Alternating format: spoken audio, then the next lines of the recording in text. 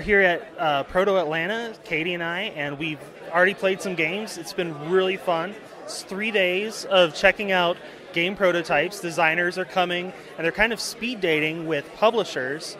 And there's also lots of playtesters here. It was open to the public. People are coming in and trying out games before they're at market. So it's been a lot of fun getting to put in input in on games, and also getting to see these different ideas and the games before they're actually published. So if you ever have a chance to go to Proto Atlanta, you should definitely check it out yourself. We are going to go back to it and play some more games and show you some footage of the different stuff we've been doing. So there were plenty of designers and publishers and playtesters, and there was just tons of people having fun, getting together, playing each other's games, giving some great criticism, some nice critiques, and it was just a wonderful time for people to get together and play new games. We got to play some really interesting things like Yokai, the game that's being shown now. It had an interesting dice placement mechanic, sort of like a Kingsburg or something, where you're trying to allocate your dice and block out your opponents. It had some beautiful art already with it. This was by a designer named David. We really enjoyed playing it, and we love to see where this game goes in the future. We also got to play Tricky Tides, all 3 rule variations with just the regular game, and then with events, and then with the monsters on top, and it was a lot of fun. It's on Kickstarter as of the time of the con, so if you're hearing this and you want to check it out, you definitely should check it out now before the Kickstarter is over. Hey, so I'm here with Andrew Smith and Steve Avery, and I was going to ask them a couple questions about Proto Atlanta. How did the idea for Proto Atlanta come about? So basically, I came from the sunny land of Tampa, Florida, where they have a really thriving game community, and moved up here to Atlanta, career and all that. And the gaming community here is kind of fractured, so I wanted to look for a really cool way to bring together designers, playtesters, creators, creative types, all that. So I basically went on and replicated a ProtoSpiel playtest event. Last year was our first year that we did that. We had about 70 or so people show up, kind of a small version of ProtoSpiel. It was just kind of I wanted to kind of coalesce the community here and kind of bring gamers together. So just decided to go for it. Yeah, there's definitely a lot of room for more gaming in Atlanta. I'm kind of surprised there's not as much as there could be. What is really the goal of Proto Atlanta? What are you trying to achieve with this convention? Well, I was really impressed by his event, and I was so excited about it. And I thought, we need this. And so I asked to actually partner up with him. I was like, hey, do you need someone to help out? But after we started, we wanted something more than some of the other prototyping events. And there's really not any protospiel events that focus on marketing and selling games.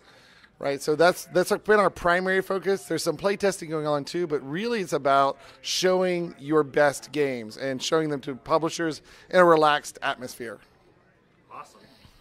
Well, thank you very much for your time, and let's go back out there and play some more games. See ya.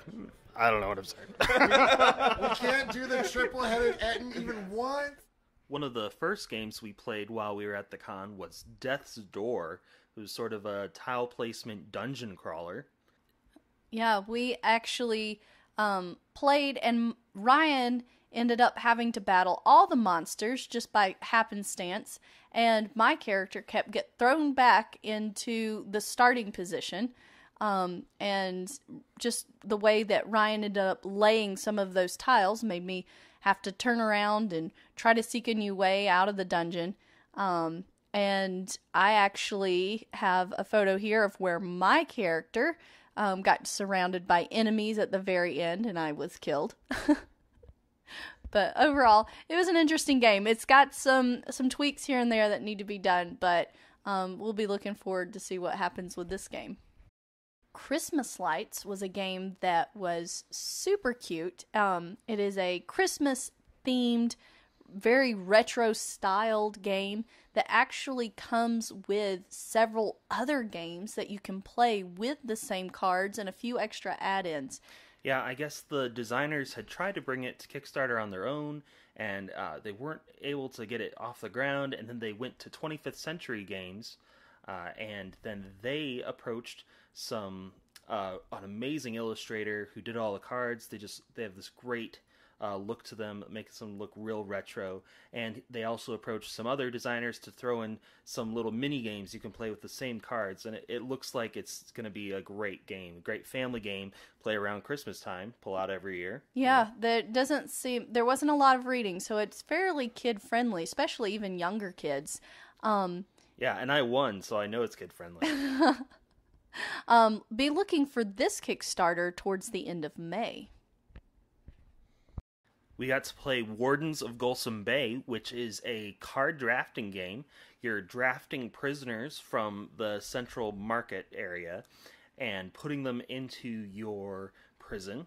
And they can't be in a row or column with other prisoners of the same type. So if you play a pirate in the top leftmost space, you can't play a pirate in any of the leftmost column or any of the other top spaces, because it's kind of like a evil Sudoku there that you just can't fill those up. So you can also play pirates on other people's prisons to try to mess them up, prevent them from being able to play higher orcs or warlocks or something. Yeah, so there was some really interesting mechanic with this, trying to figure out how you're going to place down your really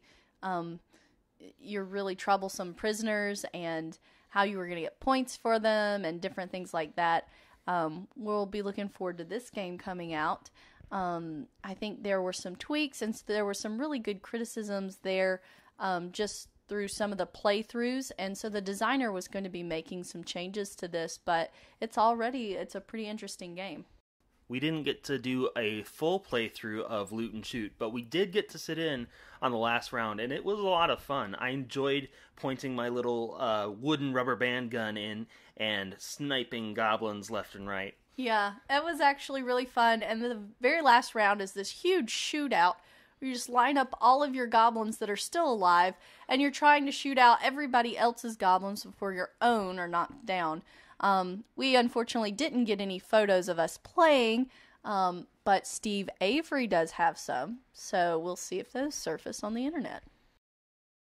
We wanted to say a special thanks to PSI. They were the ones that hosted this event in their facility.